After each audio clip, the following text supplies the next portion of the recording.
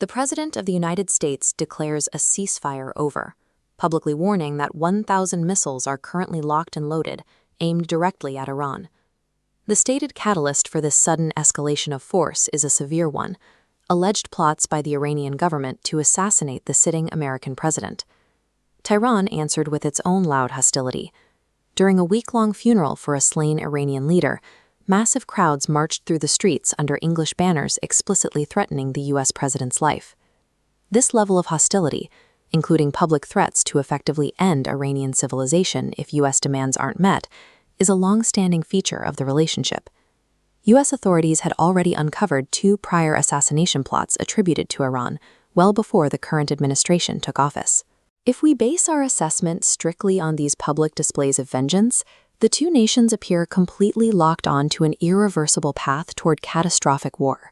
Yet behind closed doors, a completely different reality is playing out. At the exact same time those missiles are supposedly locked and loaded, American emissaries are quietly sitting in the Middle East, conducting technical diplomacy. The mechanism keeping these talks alive is a memorandum of understanding, an interim peace deal signed by both Washington and Tehran just 4 weeks prior. This agreement had 2 very specific goals. First, it guaranteed a temporary week-long reprieve to allow for commercial shipping lanes. How does a nation prepare a massive punitive missile strike while its diplomats patiently negotiate terms? The answer is that the loudest political threats are meant to distract from the physical conflict happening thousands of miles away from the capital cities. To see what this conflict is actually about, look at this map of the Strait of Hormuz. This narrow channel is the physical objective of that peace deal. A massive fraction of the world's traded oil funnels through this tight space, dictating global commerce.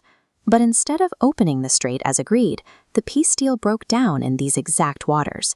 Iran opted to deploy lethal fire against commercial ships passing through.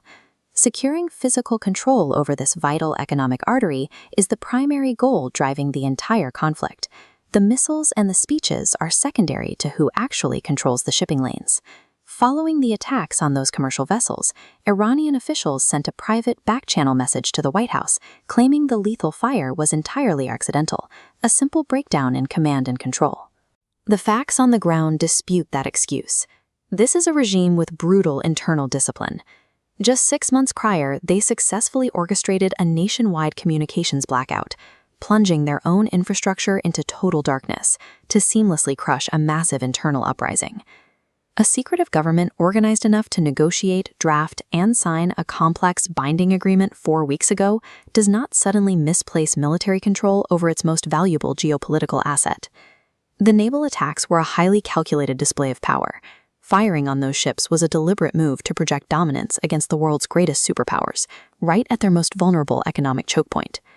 That leaves the current technical talks, held over the weekend in Oman, in a highly precarious position. Complicating matters is a glaring power vacuum in Tehran.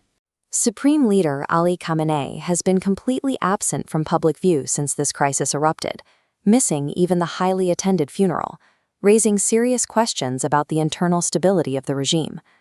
Despite the uncertainty of who is currently calling the shots, the United States has established a strict minimum baseline for these talks. Iran must publicly declare the shipping lanes open and immediately cease firing on commercial vessels. Until that explicit guarantee is met, the U.S. cannot begin to consider drawing down its military footprint in the region, let alone negotiate deeper concerns like Iran's nuclear program or its support for regional proxies. If the United States walks away from this crisis leaving Iran in effective control of the Strait of Hormuz, the diplomatic failure is undeniable. Dictating the terms of that waterway hands Tehran a massive strategic triumph, achieving a physical victory while staring down the combined military might of the United States and regional powers like Israel. In modern geopolitics, ballistic bluster and public threats are merely the soundtrack. The true victor is the side left with physical command over the flow of global trade.